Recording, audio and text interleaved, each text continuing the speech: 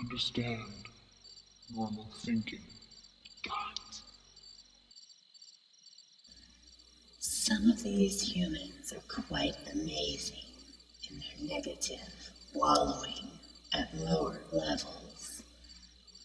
Now I see it from a different place. I was there once. I was there for a long time. Just not as an extrovert without a filter, spewing out whatever I wanted, like some around me do now. Nope. I found relief in attacking myself instead of attacking others. But make no mistake, I definitely indulged in vicious thoughts toward others when I felt threatened. And I know now that thoughts can be much more powerful than physical words and actions.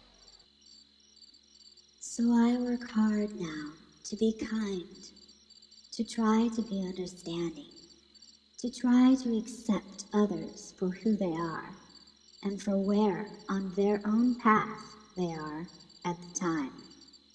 I make an effort to smile and joke in twisted, uplifting ways.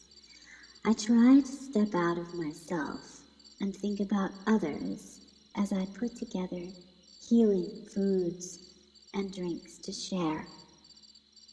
And when someone refuses to use manners and stomps around like a toddler, I try and let their energy brush right past me as I attempt to acknowledge where they choose to be. But sometimes I truly struggle.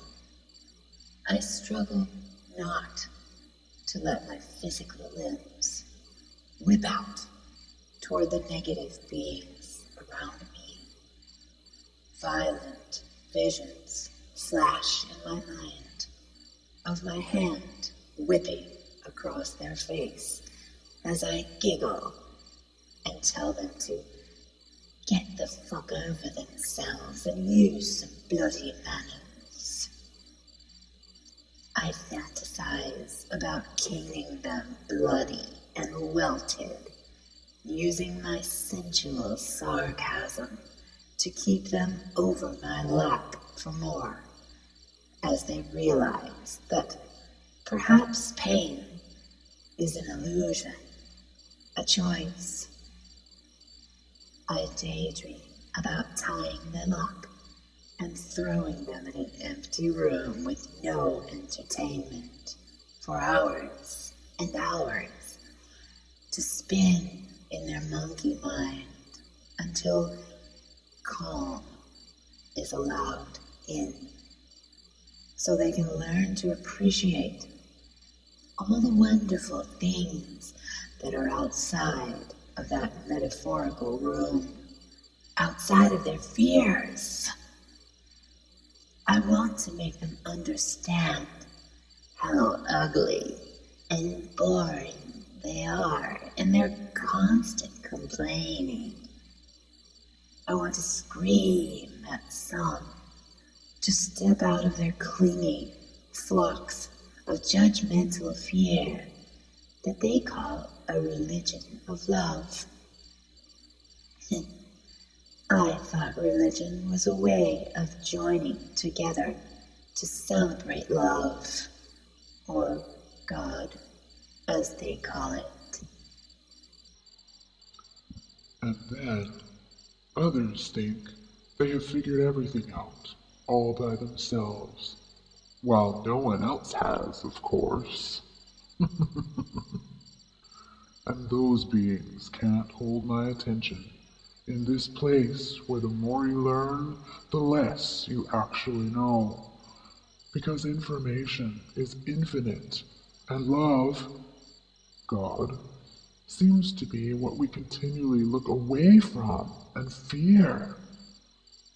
We can't put something we're made of on a pedestal outside of ourselves.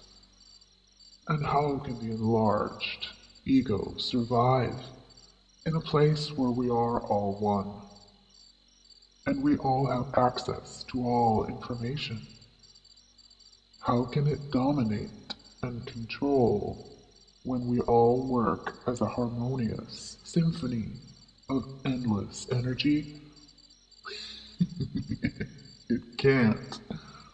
The ego is, in fact, a perfect tool to befriend death, even multiple times. And once you truly befriend death, it tells you its real name. Change. These negative entities around me, in their human suits, vomiting black sap.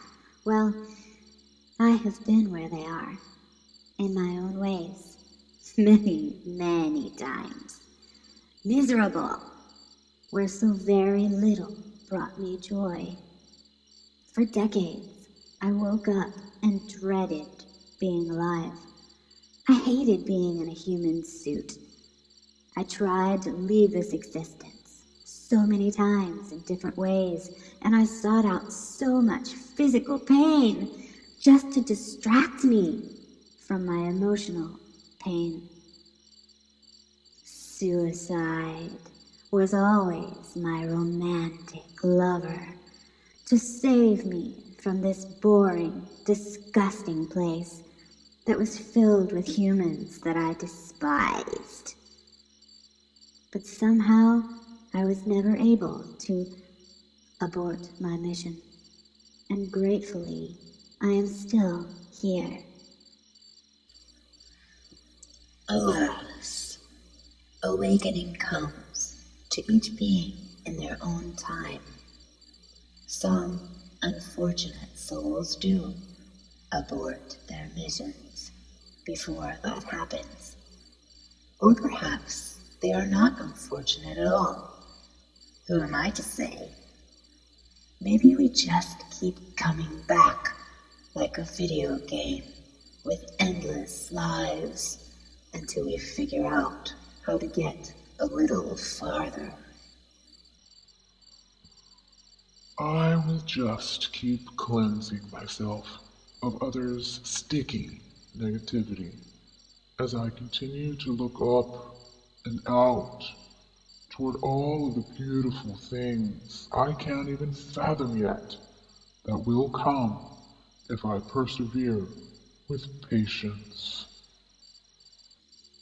So many beings waited and waited for me to step out of my selfish box of dark loathing before I found and embraced my blessed fetishes. And to those who put forth even one grain of sand's worth of energy toward me when I was in that place, I adore you, and I am eternally grateful for your efforts. May my chin stay lifted, and my heart stay open, and my hands keep reaching out for more information to share and love to give without destroying my own boundaries. This place can be quite a chaotic and dangerous circus of selfish flailing, but it is truly amazing how the colors can change and the strife can become bliss immediately if we want them to. If we want them to. If we